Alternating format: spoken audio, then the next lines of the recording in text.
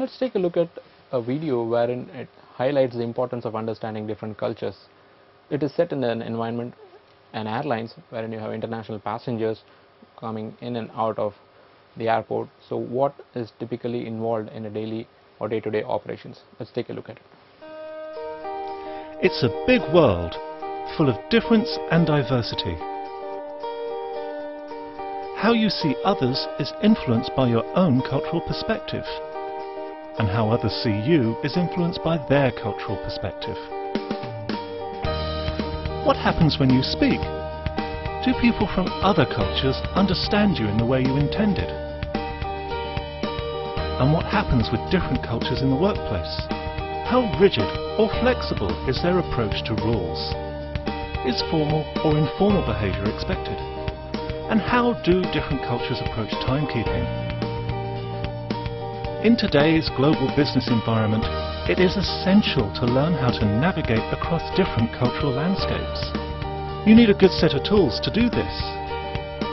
You need an understanding of how different cultures trade and do business, an insight into how different cultures communicate, and a clear idea of how different cultures manage people. To be a savvy global traveller, you need to be willing to undertake the journey of understanding other cultures.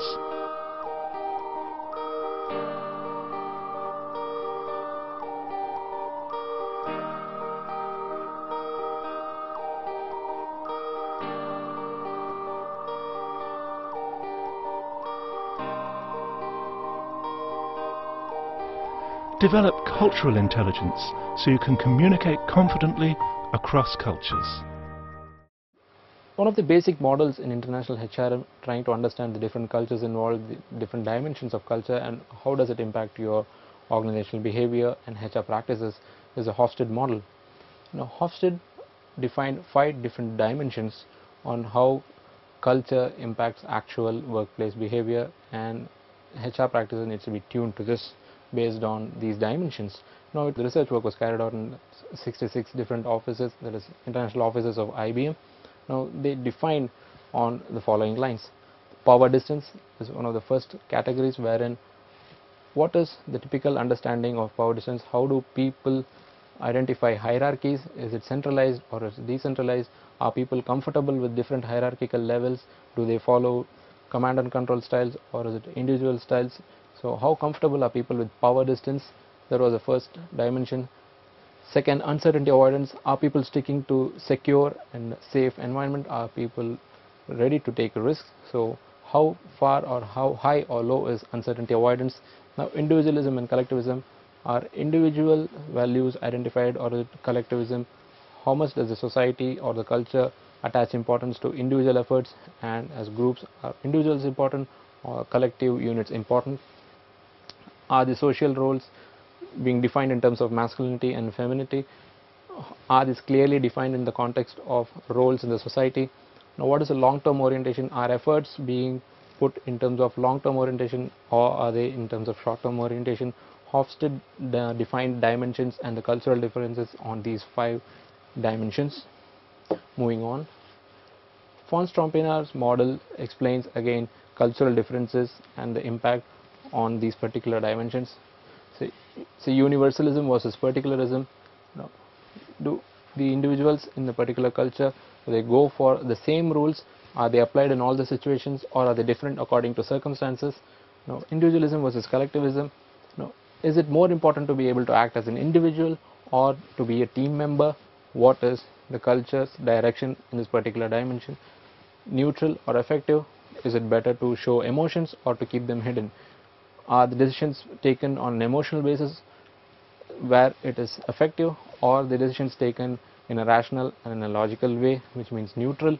So is it good to show emotions or is it bad to show emotions? Achievement versus ascription.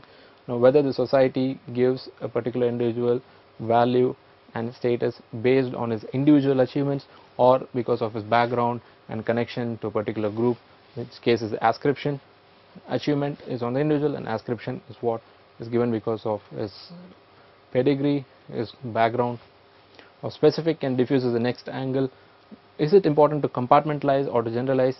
Is everything linked or nothing linked? So when it comes to sequential and synchronic, is the future derived from the past, or future is something which is done on its own and it starts from zero base?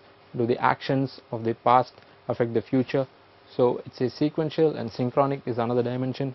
Inner directed and outer directed, to what extent is the destiny or actual work effort directed by the individual?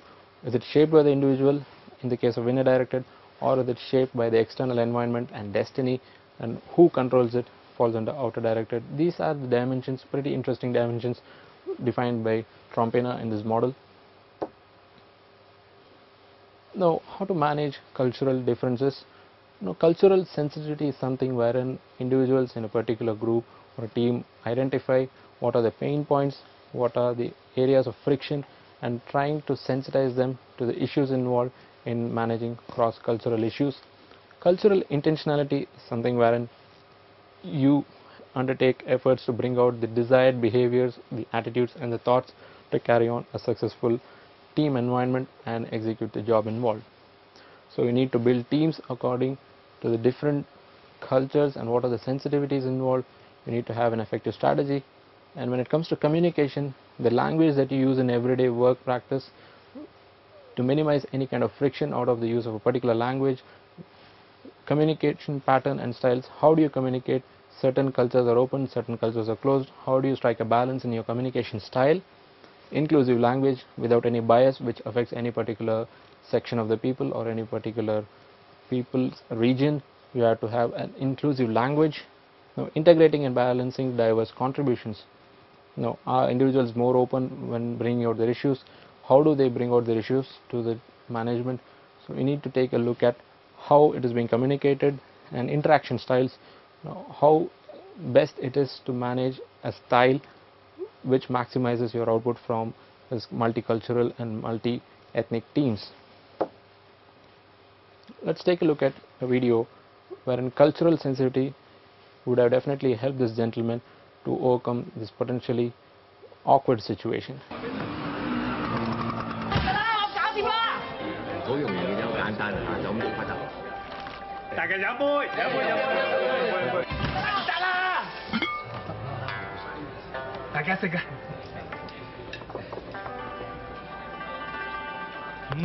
好嘢啊！好食啊！湯飲埋先。The English believe it's a slur on your host's food if you don't clear your plate. Whereas the Chinese feel you're questioning their generosity if you do. At HSBC, we never underestimate the importance of local knowledge. Which is why we have local banks staffed by local people in over 80 countries across the globe.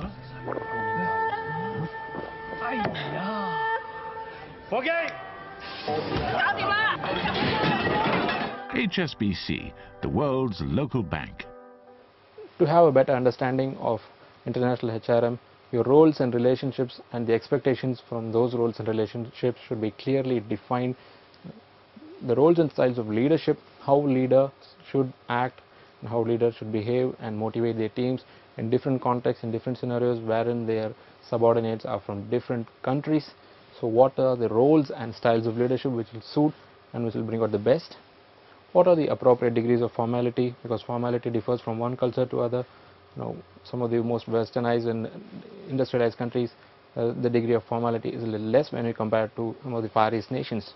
So what is the appropriate degree of formality to manage your teams effectively, and what is the role of women and younger people in business context?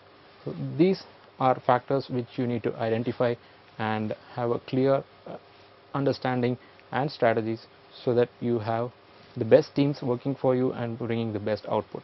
Thank you.